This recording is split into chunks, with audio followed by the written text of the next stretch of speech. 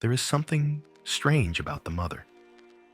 Whether she is still alive or has passed away, whether she is near or has disappeared for decades, whether we remember her voice or her face, she is still there, not as a memory, but as a living structure within the soul.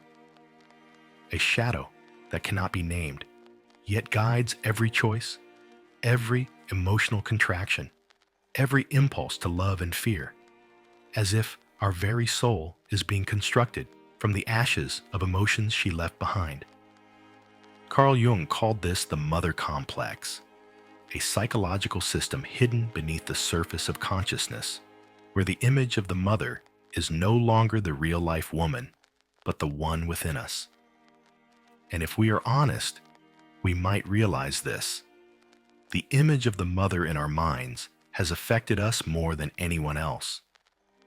She may have been the first to hold us, the first to abandon us, or the one who gave us both in contradictory embraces. But more important than what she did is what we felt, what we kept, what we received as if it were the natural order of things. That image does not die with time. It lives like ink soaked deep into the white canvas of our consciousness. It determines how we love and fear being loved. It decides when we fall silent instead of speaking up. It is the voice in our head when we stand before a mirror, when we long to break a barrier, when we crave to live as our true self, but feel guilty. Jung never asked us to blame our mothers. He never encouraged blaming the ones who gave us life. But he dared to point directly at what the world avoids. That motherly love, if not digested and transformed, can become a chain. That absence, control, and unspoken hurt do not vanish. They take root. They turn us into people who amputate parts of our soul just to please a voice that is long gone silent, yet still whispers in every decision. There is a truth not easy to hear. You will never truly heal until you face the mother who lives in your mind. Not the real-life mother, but the symbol of the mother is in your unconscious. The fear of disappointing her. The voice that tells you to sacrifice, to hide your feelings, to be strong, to be good. The unnamed guilt whenever you want to be different, whenever you say no, whenever you put yourself first, not out of selfishness, but for the survival of your soul. The wound left by the mother is not always clear. It's not always violence, abuse, or abandonment. Sometimes it's the blank stare when you need to be seen. The unconscious shoulder squeeze that stopped your tears before you knew why. The excessive sacrifice that taught you love means erasing yourself. The coldness wrapped in the excuse, because I want what's best for you. And you grow up carrying all the things never spoken, never cried out, never understood. In psychoanalysis, this is where personal memory dissolves into a collective symbol, where the mother is no longer an individual, but a symbol. The primal archetype of life, of the first embrace, the first voice, the first gaze, but also the first shadow, the first crack, the first wound. Jung called this the archetype, the mother archetype, a symbol that lives within the collective unconscious of humanity. And if we are unaware, this archetype can devour the individual soul. Because if we've never seen our mother wholly, light and dark, nurturing and wounding, we will continue to idealize her or blindly rebel against her. In both cases, we remain imprisoned. We love someone, then fear abandonment, like the child waiting for her mother to return from a silent rage. We yearn for recognition, like the child who drew the world just for a glance of acknowledgement. We sacrifice too much, as if we can only exist by being useful, by earning love. We do not dare show our vulnerability, our rebellion, our truth, because inside there is a voice echoing, "You shouldn't be like that." That voice is no longer our mother. It is the mother who has become our consciousness. And that's why Jung said, "The greatest burden a child must bear is the unlived life of the parent." When the mother doesn't dare to live truthfully, we learn to live on her behalf. When the mother endures, we take endurance as part of our identity. When the mother is wounded and unhealed, we inherit the wound as legacy, not as a burden to be broken. But there will come a moment, if you are brave enough, you will realize you are living as a replica of someone else's life. And you have the right to stop, not to deny your mother, but to return her life to her, and to return your soul to where it truly belongs. This does not come from blame. It comes from awakening, from turning inward and asking, how does my mother still live within me? Is the image of my mother still a person? Or has it become a sacred symbol I dare not touch? Or a ghost haunting every step I take? The question is not for judgment. It is for freedom. Because only when you dare to look at the mother in your mind will you know who you are living for and begin to live as yourself. If you feel something stirring inside you as you read this, it might be the child within you stirring for the first time after many years asleep. It doesn't need you to explain. It just needs you to listen. It doesn't need you to forgive, just to acknowledge. It doesn't need you to understand your mother, just to begin to understand yourself. Because the healing journey doesn't start with the question, why did she do that? It starts with the question, whose voice am I still living under? And do I want to keep living that way? Jung didn't offer us an easy path. He offered us a mirror. In that mirror is both the soul and the shadow. And if we dare to look, we will see the mother within our consciousness, not to avoid, but to begin to walk through. Not to erase her, but to leave the psychological realm we were never allowed to leave. And that journey begins with one decision: to face the mother in your own mind, gently, but no longer turning away. When Carl Jung spoke of the mother, he wasn't only referring to the woman who carried us in her womb. He wasn't talking about a specific mother, a biological mother, or a mother we can call by name in our contact list. Jung spoke of something deeper, more ancient, beyond individuals and history. He spoke of the archetype, an image living inside the collective unconscious, where every human being from every culture carries the same form: the mother. Not a mother of someone, but the mother of all. The first symbol, the first source of life, the first embrace, and also the first fear, the first destruction, the first shadow. In analytical psychology, archetypes are molds of the soul. No one is born empty. Every person enters life carrying symbols without words, images, sensations, smells, dreams. We never learned, but instinctively know. The mother archetype is one of the most powerful of all. She is Mother Earth. She is life. She is the best. She is home. But she is also the darkness in the forest, the dream of being devoured, the feeling of not being enough, the fear of separation.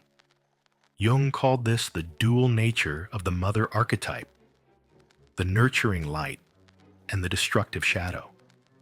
On one side, the mother is the source of life. She gives life. She holds us when we don't yet know who we are.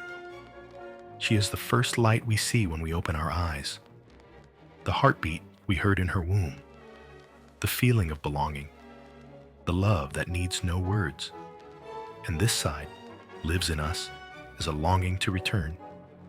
But the other side, often hidden in shadow, is the fear of being drowned, the attachment that suffocates, the dream of being trapped in a room with no door, the feeling that to be loved, we must shrink, be grateful, and extinguish our own fire. The mother archetype doesn't only live in our soul. She lives in religion, mythology, culture, and fairy tales. She is Gaia. She is Kali. She is Mother Mary. She is the Earth Mother. She is the goddesses who both save and punish. In one dream, she may guide us through the darkness. In another, she is the captor of our soul in a deep cave.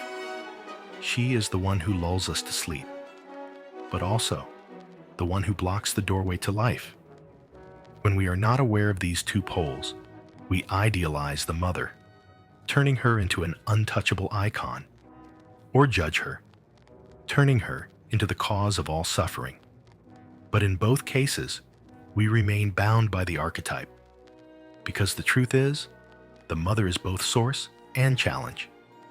She gives us life and tests us to learn how to walk without her. And the psychological journey is not to choose one side, but to see both, in her and in ourselves. Jung warned, if we cannot distinguish the personal mother from the archetypal mother, we will be trapped in a psychological labyrinth. We will love someone as if loving our mother. We will fear someone as we feared our mother. We will obey, flatter, or rebel against bosses, lovers, teachers, not because of who they are, but because they carry the face of the mother in our psyche. This is called projection, the psychological projection. And when the mother archetype remains unresolved, we project her onto every intimate relationship. We hope to be loved like the child once hoped, but at the same time, we fear being hurt like the child once was forgotten. This is why so many people love again and again, but don't understand why they repeat the same pain. Because they're not loving the person in front of them. They're loving their mother. They're not disappointed by their partner. They're disappointed by their mother. And that disappointment is not the real mother's fault. It is the result of an unresolved archetype. It is the tragedy of a shadow dressed in the clothes of love. One of the greatest lessons Jung gave us is this: we cannot heal if we live only within our personal story. If we see our mother merely as, my mother hurt me, we will never see the symbol. But if we dare to see our mother as the gateway into the collective unconscious, we begin to understand that our pain is not solitary. It is a fragment of the eternal human story, of origin and departure, of attachment and separation, of love and being devoured. When you meet your mother in a dream, it is not an ordinary dream. It is an invitation. When you dream of being trapped, watched, called home, it is not just childhood trauma. It is the mother archetype rising, demanding that you face it, demanding that you separate yourself without losing gratitude, demanding that you become yourself without needing permission. And if you've ever felt something sacred, but also dangerous, when thinking of your mother, you are touching the boundary of the archetype, a place where love and destruction are not separate, where light and shadow live on the same face. Jung called this the bipolarity of the mother archetype. And we only truly mature when we no longer worship our mother, nor judge her, but see her as a symbol that must be understood and integrated. A symbol, when banished from the light, becomes shadow, but when seen in the light of awareness, it becomes power. So it is with the mother archetype. If unconscious, she manipulates. If conscious, she guides. If we fail to recognize her presence, we will be consumed by expectation, guilt, sacrifice, and the need to please. But if we dare to step forward and name her, as we would name a part of ourselves, we begin the journey of transforming archetype into resource. Mother not only lives in the one who birthed us, she lives in how we care for ourselves, in how we listen to our bodies, in how we hold our sadness without pushing it away. When the mother archetype is reconciled, we no longer chase love, because we carry the warm embrace within ourselves. But if we don't do this work, we will always be hungry, always waiting for someone to fill the void inside, unaware that only we can place our hand over that hunger. Jung did not lead us toward comfort. He led us to the root. And at the root of every wound is an archetype that has not been integrated. We cannot erase Mother from the soul, nor should we. But we can stop unconsciously repeating her. We can stop sacrificing as she did. We can love in our own way, live according to our own calling, without carrying the burden she never got the chance to lay down. That is not betrayal. That is redemption, not for her, but for the flow that once got stuck in her, so it may continue through us as a new beginning. Not everything that imprisons us has the shape of chains. Some prisons are built from love. Some wounds wear the mask of sacrifice. Some pains are never named because the one who caused them was also the one who once held us when we cried. And that is why the wounds left by the mother are often the deepest. Not because the mother is cruel, but because in our psyche, she is sacred. And anything that touches the sacred and causes harm cannot be looked at directly until the wound itself begins to speak. Jung called this the mother shadow, the devouring mother, the consuming aspect of the matriarch.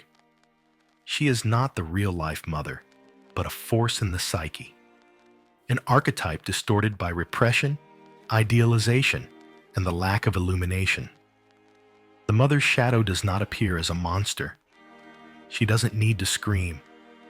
She whispers in a familiar voice, with the phrase, "I only want what's best for you," with guilt every time we set a boundary, with excessive worry that makes us doubt ourselves, with a look that makes us shrink even if no words are spoken.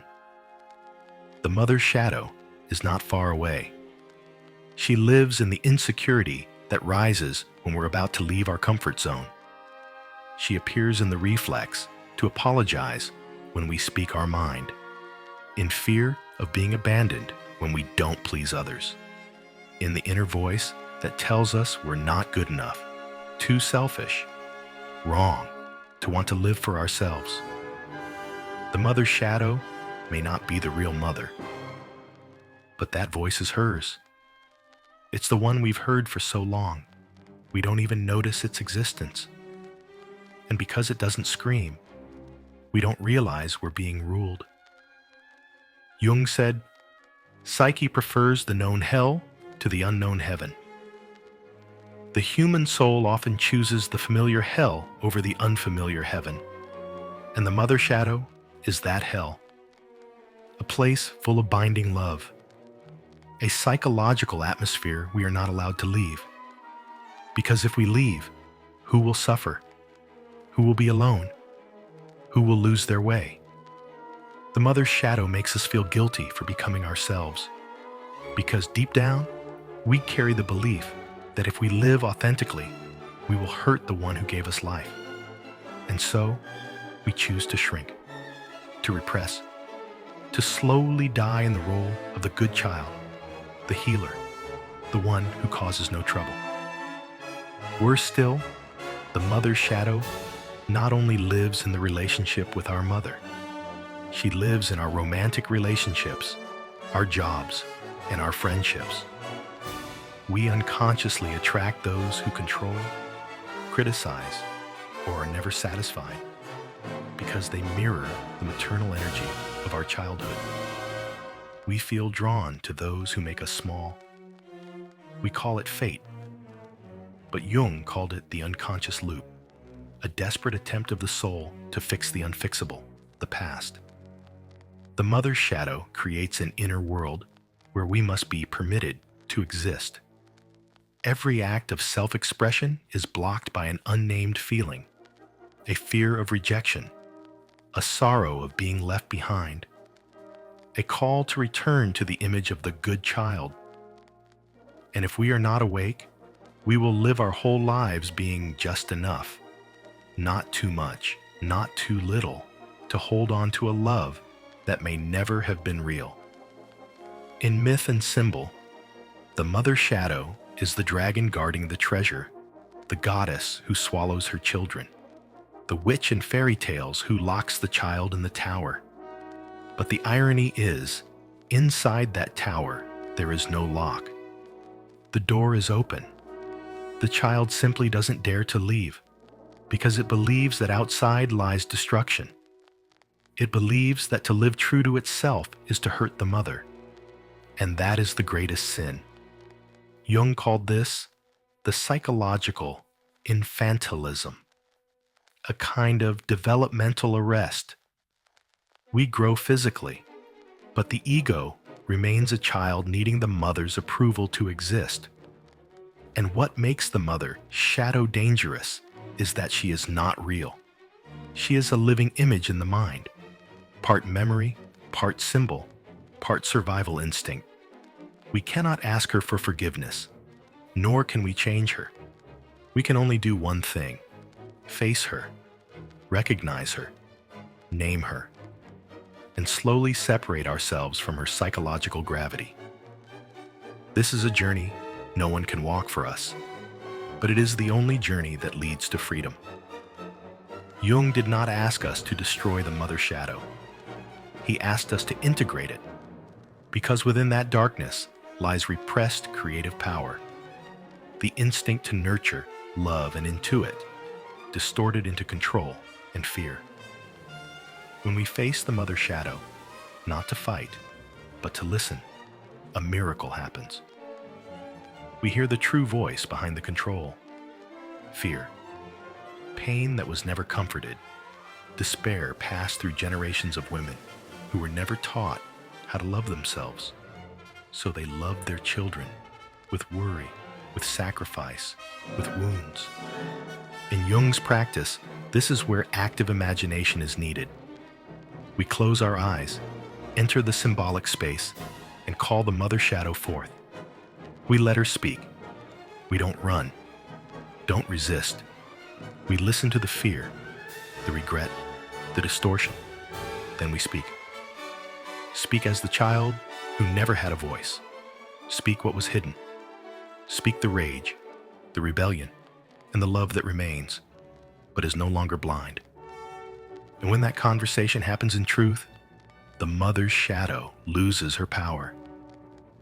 Not because we won, but because we have seen her. No longer a monster, but a forgotten part of ourselves. That meeting is a ritual, a journey of death and rebirth. Death of the self that lived for approval, rebirth of the self that lives for truth. And between those two lies emptiness, pain, disorientation.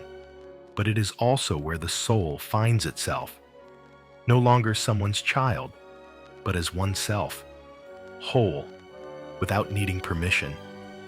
And that is what Jung wanted to offer.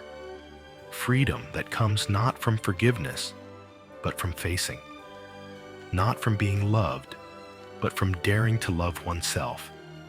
Not from pleasing the mother, but from becoming someone big enough to hold both the love and the wound the mother left behind, and still walk forward on our own feet.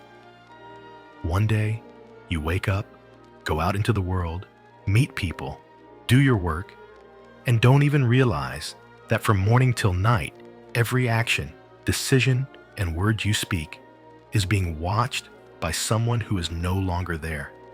Not your actual mother, not your memory of her, but a figure who has taken residence in your mind, like a throneless king, like a whispering voice in the dark, the internal mother.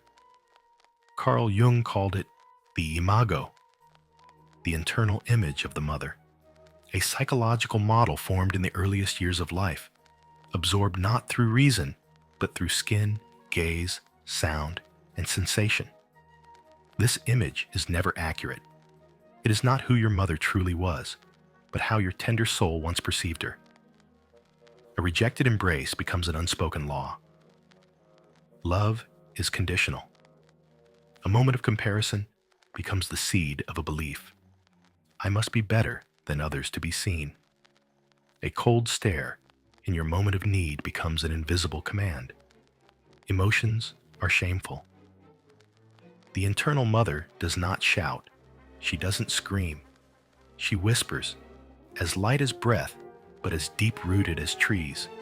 She appears in every choice you don't understand why you're making. In every moment, you stay silent when you should speak. In the invisible anxiety, when you must say no. In the way you care for others until you are depleted with no idea how to stop. In the subtle self-doubt that lingers even when you succeed. In the repeating inner question, am I doing the right thing? Is someone angry at me? Do I seem selfish? And the most frightening part is not that she controls you, but that you don't know it's not you. Jung warned that when the imago of the mother goes unrecognized, we confuse her voice for our own, as if that voice were the voice of conscience. But in truth, it's an ancient voice, echoing from a time when we were too young to argue, too small to defend ourselves, too innocent to know that a mother can love us and also pass on her unlived parts. That internal mother is the condensation of a chain of experiences, compressed into a figure of feeling. She is the queen of the inner realm, requiring no outer power, no physical presence, yet still governing our sense of worth. A rejection from someone else can collapse you, not because of that moment, but because it touches an ancient wound. I wasn't chosen again. A small conflict with your partner makes you retreat or cling, because unconsciously, the internal mother reawakens the old teaching. Conflict is dangerous. Stay quiet to keep peace. You don't only see her in your thoughts. You see her in the way you live, in how you choose your work, in how you delay your dreams, in the way you apologize for existing, in how you avoid what makes you different. She is not your actual mother. She is a reflex, embedded so deeply it has become your internal operating system. And Jung emphasized, if you do not recognize her, you will project her onto others. You'll see her shadow in your partner, your boss, your friends, especially those you both long for and fear. When the internal mother remains in shadow, we don't love from freedom. We love to be validated. We don't create from inspiration, but to prove our worth. We don't live from truth, but from invisible permission. We call it duty, morality, adulthood, but beneath it lies fear. Fear that if we act differently, the internal mother will be angry, even if she is no longer here, even if the real mother was never angry. Yet the image operates like fate. In those moments, when you're about to do something brave, a voice rises. Don't go too far. What will people think? When you're about to speak an important truth, will someone be hurt? Am I being selfish? When you want to say no to something misaligned, don't make trouble. Endure like you always do. These voices are not harmless. They are the offspring of the internal mother. And when believed as truth, they become invisible ceilings that make you live beneath the true height of your soul. But Jung doesn't leave you there. He offers a path, not to erase the internal mother, but to see her clearly and reconfigure the relationship. By entering dialogue, through dreams, writing, active imagination, symbolic action, you begin to call her into the light. No more avoidance, no more confusion, no more unconscious obedience. You ask her, "Why are you holding me back?" And you listen, "Because I'm afraid. I was once hurt. I was once silenced. And I don't know any other way to love except to keep you in the same grip."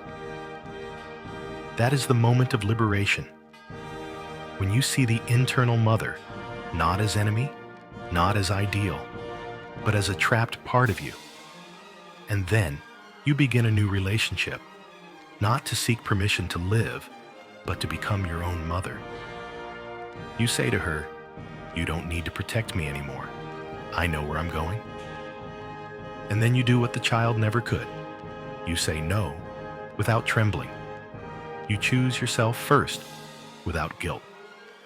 You walk away from what no longer fits without fearing abandonment.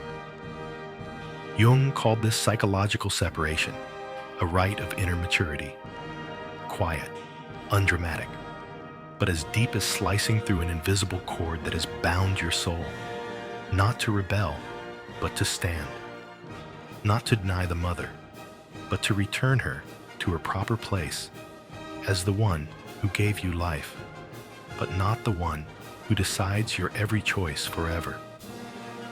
And then something strange happens. When the internal mother loses her power to manipulate, she begins to transform. She is no longer the controller. She becomes the gatekeeper of intuition. She gives way to true nurturing instinct, to softness with yourself, to the ability to create, not because you must, but because you want to. She becomes a source of energy instead of a shadow.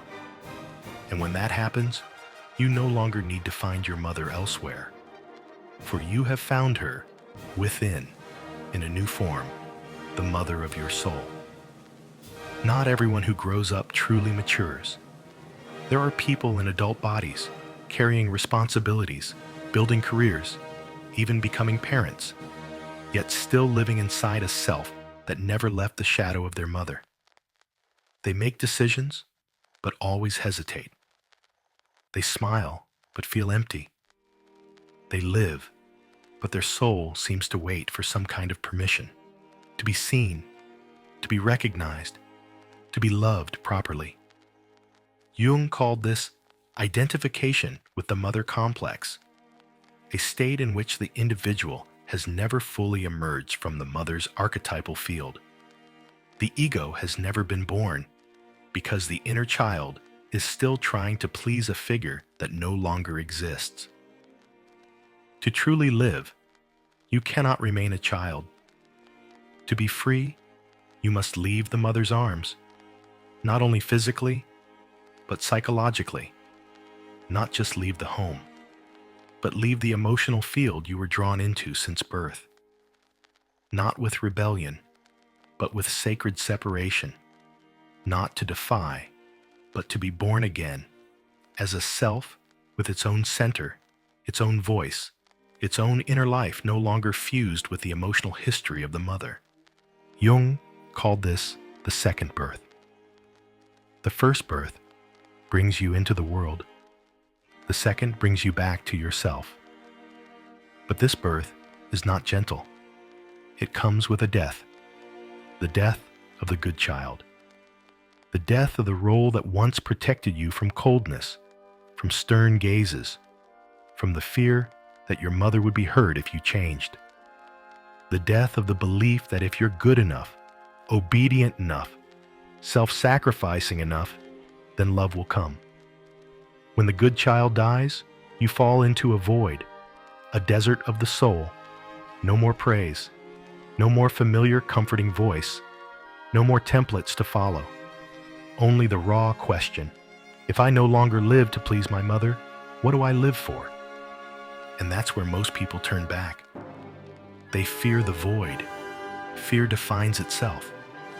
Fear disappointing their parents, even if only in the imagination. Fear of losing a love that was already fragile. So they return to the child role. They keep playing the part, keep enduring, keep living an old life in a body that grows older every day. Jung warned, refusing the separation does not just keep you small. It causes existential confusion. You find success, but not happiness. You are loved, but not touched. Life feels full, but without you in it. The sacred separation is not a one-time event. It is a series of small revolutionary choices. The first time you say no, though your hands shake. The first time you follow a longing no one supports. The first time you sit in loneliness without begging to be accepted. The first time you don't call your mother after a crisis, not because you don't love her, but because you are learning to stand alone. Each action is a cut to the invisible cord, a cut that severs you from the child role. And every cut hurts, but every cut also opens. Jung understood that this separation would bring contradictory emotions: guilt, sadness, disorientation. Because when you leave the child role, you also lose the identity that helped you survive. But survival is not the same as living. And only when you walk through the barren land, where you are no longer the small child, but not yet someone else, can you begin to hear your true voice. Not the voice of the internal mother, not the voice of performance, but the buried voice asking, "Who am I when I am no longer trying to please anyone?" In many ancient cultures, the separation from the mother was marked by ritual, a coming-of-age ceremony, a journey into the wilderness, a test of survival, because the ancients knew no one matures without undergoing a symbolic death. But modern society has lost these rituals. We grow up by birthdays, but no one shows us how to die as children to be reborn as sovereign beings. And so, our souls drift. And Jung, in the language of deep psychology, gives us back the lost right. He says, "Let the child within you mourn. Let yourself grieve what was never given. Let the tears that were never allowed in childhood finally fall, not to blame, but to release. Then let silence come. Let the emptiness, let the fear, let the not knowing. Because only when you stop clinging to the old role do you have space to build a new self, not from a need for maternal approval, but from the authenticity of your soul." Separation is not the severing of love. It is the repositioning of the relationship. It is saying to your mother, from the heart, "I am grateful you gave me life, but you are no longer the center of mine. I will follow my own calling." And if your mother does not understand, you remain steady. If she gets angry, you do not retreat, because you understand this is not rebellion. This is birth. And in that journey, you will witness a miracle. Your actual mother may not change, but you have.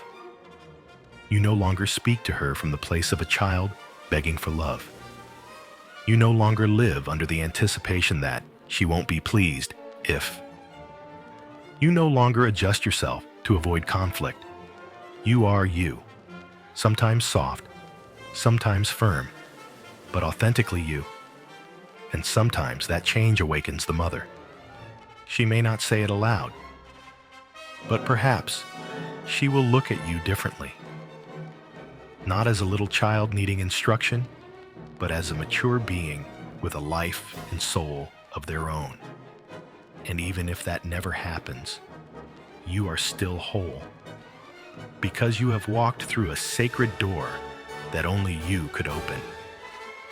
And that is Jung's final gift: permission, not from your mother, but from yourself. Permission to step out of the shadow. Permission not to live for someone else. Permission to leave the old myth and write a new story. not to make anyone happy, but to live fully, truthfully, and deeply, as your soul was born to become. No one walks into the dark terrain of their psyche and returns unchanged, especially when that darkness wears the face of the mother. There is a threshold where every assumption collapses, every role disintegrates, every idealized memory turns to mist, and truths long buried in childhood rise like white bones from the earth after rain. Jung called this place the negredo, the black phase in the process of psychological transformation. It is not a disorder, it is a ritual, a necessary dissolution, a symbolic death after which, if you are brave enough to stay in the darkness, you emerge not as the mother's victim, nor the obedient child, but as a free being. Confronting the mother's shadow is not an intellectual analysis.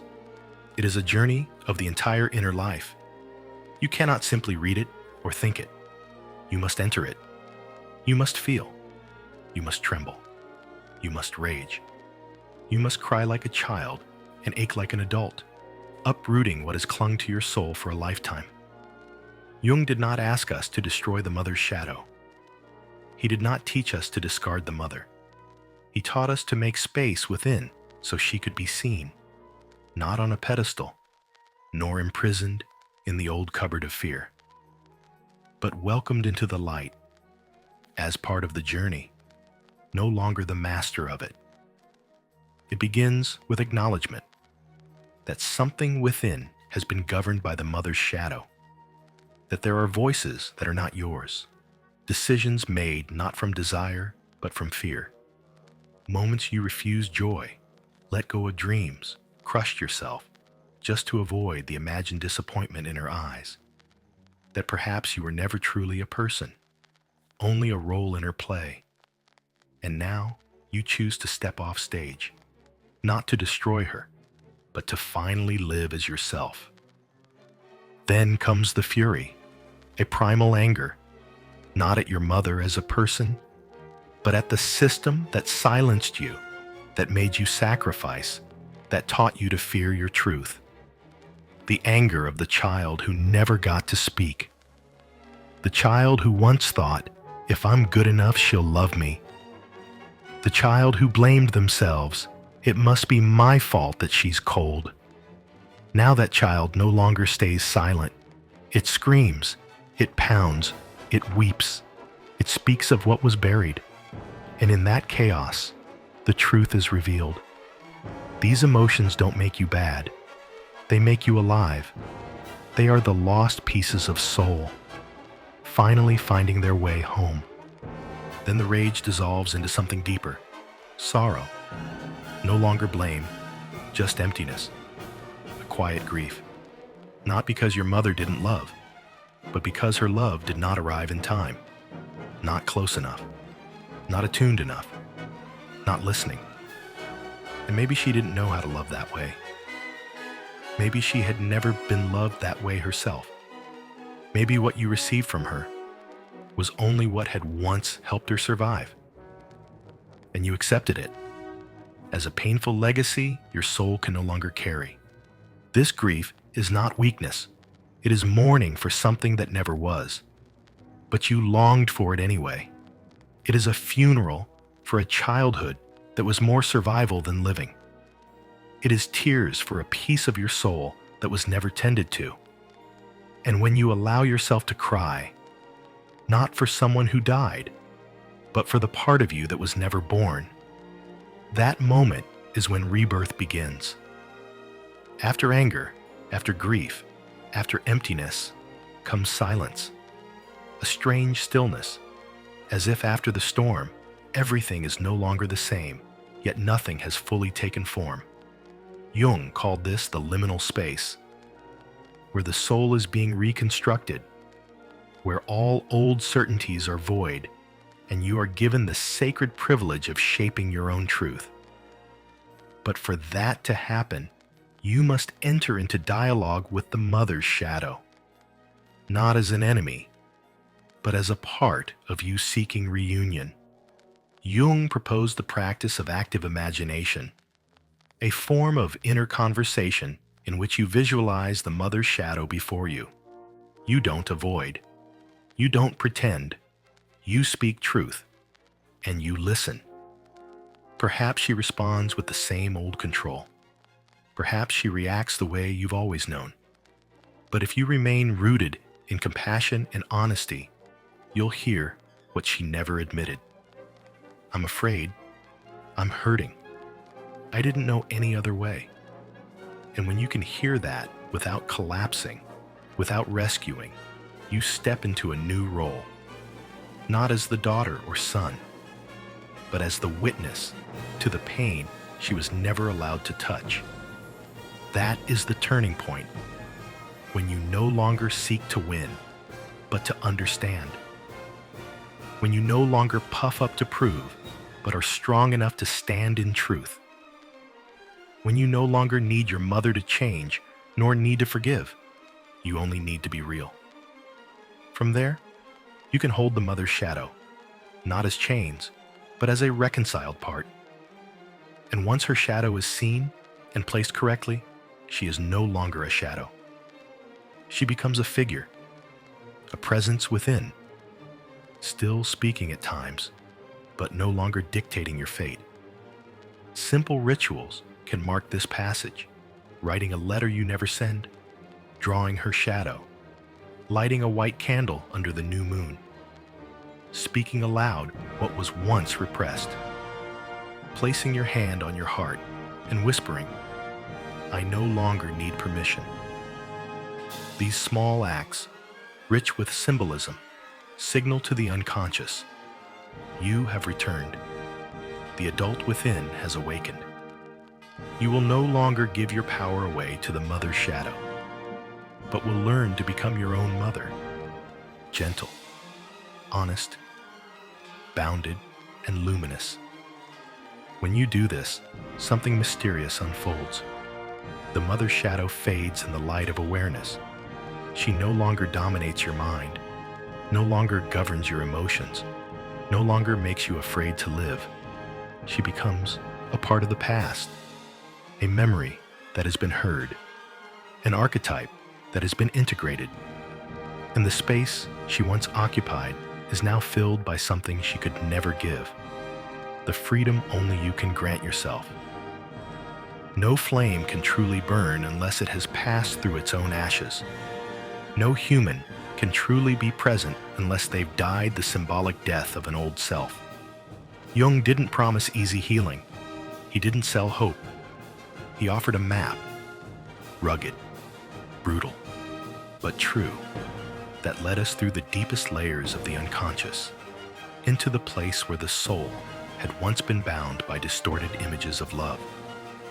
And there, at the farthest edge, when you no longer see your mother as a goddess or a jailer, but as a person, a symbol, a facet of the collective psyche needing dialogue and restructuring, you begin to hear a very small, very real sound, your own voice.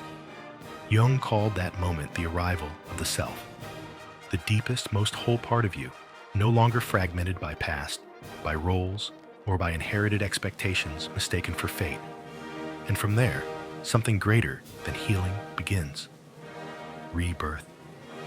But this time, not rebirth into the role of the child who is finally loved the right way.